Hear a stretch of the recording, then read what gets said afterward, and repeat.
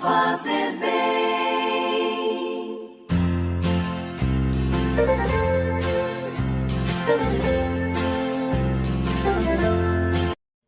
Caríssimos irmãos em Cristo Jesus, que a graça e a paz do Senhor esteja com todos.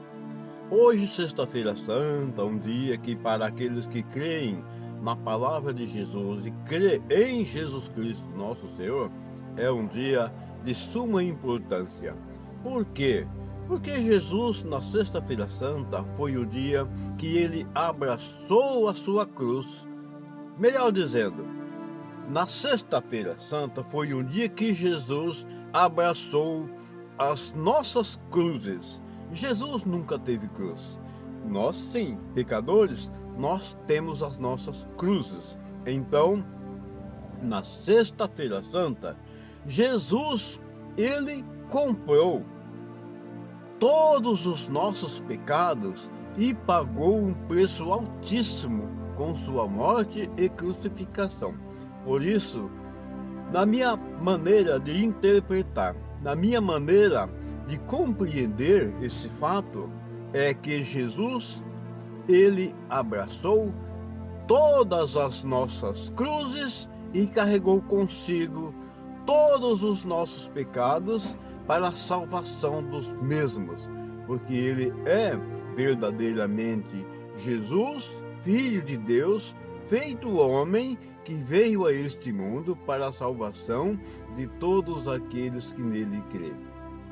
O evangelho de hoje é um evangelho bastante extenso, porque eles falam de todo o trajeto, de toda até a trajetória que ocorreu até Jesus chegar ao Calvário.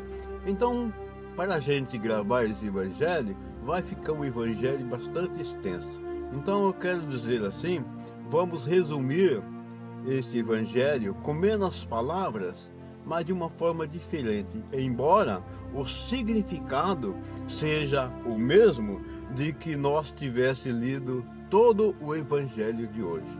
Eu vou ler apenas um trecho e depois vamos só fazer assim uma reflexão mais profunda do que significa a paixão de Cristo.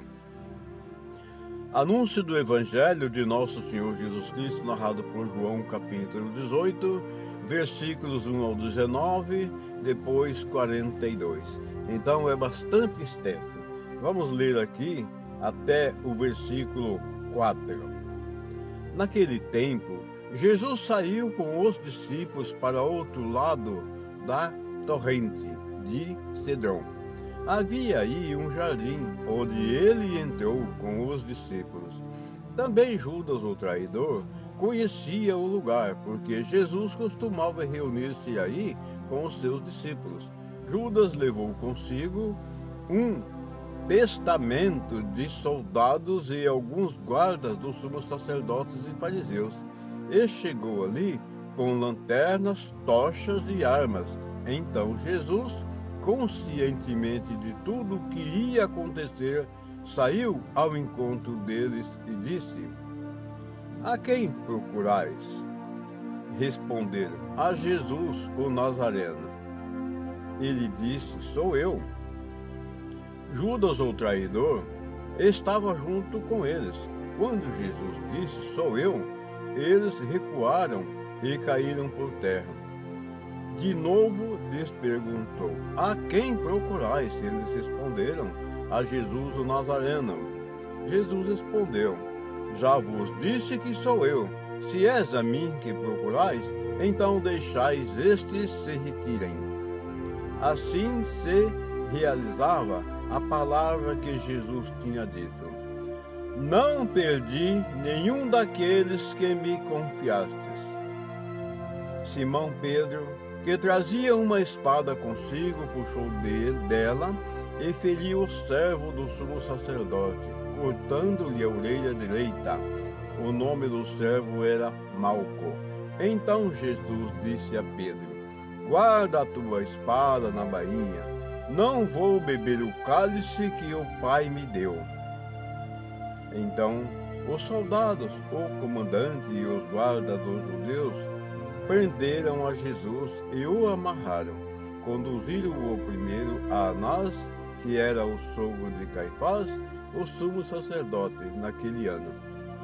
Foi Caifás que deu aos judeus o conselho: é preferível que um só morra pelo povo. Simão Pedro e o outro discípulo seguiu Jesus. Esse discípulo era conhecido do sumo sacerdote e entrou com Jesus no pátio do sumo sacerdote. Pedro ficou fora, perto da porta. Então o discípulo, que era conhecido do sumo sacerdote, saiu, conversou com a encarregada de porta e levou Pedro para dentro. A criada que guardava a porta disse a Pedro: não pertence também tu aos discípulos desse homem? Ele respondeu: não. Os empregados e os guardas fizeram uma fogueira e estavam aquecendo, pois fazia frio. Pedro ficou com eles aquecendo-se. Entretanto, o sumo sacerdote interrogou Jesus a respeito de seus discípulos e de seu ensinamento. Jesus lhe respondeu: eu falei às claras ao mundo, ensinei sempre na sinagoga e no templo, onde todos os judeus se reúnem. Nada falei às escondidas. Por que interrogas? Pergunta aos que ouviram o que eu falei. Eles sabem o que eu disse. Bem, amados irmãos, como eu disse, o Evangelho ele é bastante extenso. Então, vamos fazer aqui uma simples reflexão mais aprofundada do que significa essa paixão de Cristo para todos aqueles que creem em Jesus Cristo e em seu Evangelho. Bem, nós sabemos que Jesus foi enviado a este mundo por Deus Pai para a salvação do mesmo, para a salvação de todos aqueles que nele creem. E, consequentemente, Jesus é a luz. Ele era a luz, mas os homens preferiram viver nas trevas do que aceitar a luz. Então, o que significa isso? Eles não acreditando em Jesus, como em nossos dias, em nossos tempos atuais, temos muitas pessoas que ainda continuam a não acreditarem na palavra de Jesus. E Jesus, em algumas oportunidades, ele disse que são palavras do Evangelho, são palavras de Jesus Cristo. Ele disse: todo aquele que crê em mim e em meu Evangelho serão salvos. E os que não crerem já estão condenados. Bem, são palavras de nosso Mestre Jesus. Eu quero finalizar desta forma, porque não existe outro caminho. Jesus, ele é a segunda pessoa da Santíssima Trindade. Primeiro é o Pai, aquele que envia seu Filho Jesus, ou seja, Jesus feito homem. Mas ele é o próprio Deus encarnado, feito homem. Aí vem aquele martírio, ou seja, como falei no princípio da gravação do Evangelho, que Jesus comprou, ele abraçou, que Jesus tomou todas as nossas cruzes por amor a nós, por amor a todos os seus filhos, por amor a todas as criaturas que Deus criou. Ele tomou as nossas cruzes. Não é cruz de Jesus, que Jesus, ele é santo, ele é puro, ele é verdadeiro, ele é o próprio Deus. Agora sim, o que aconteceu com ele?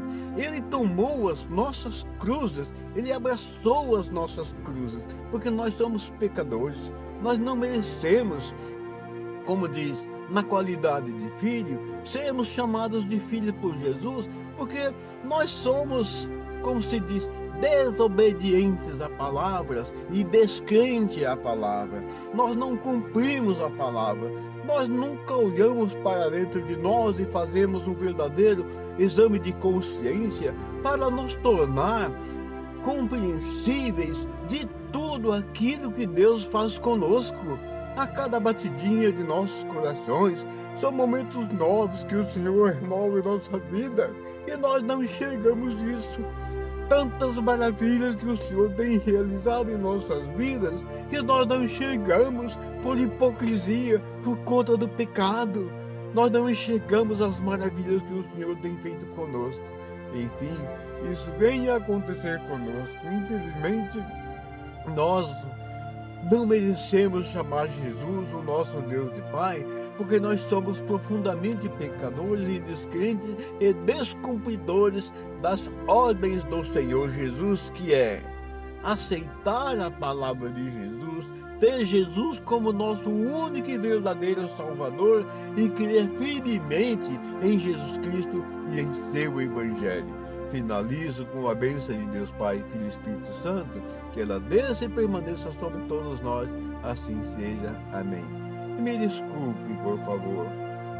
Chega um ponto que não dá para conter a emoção quando a gente fala de Jesus. Por que isso acontece?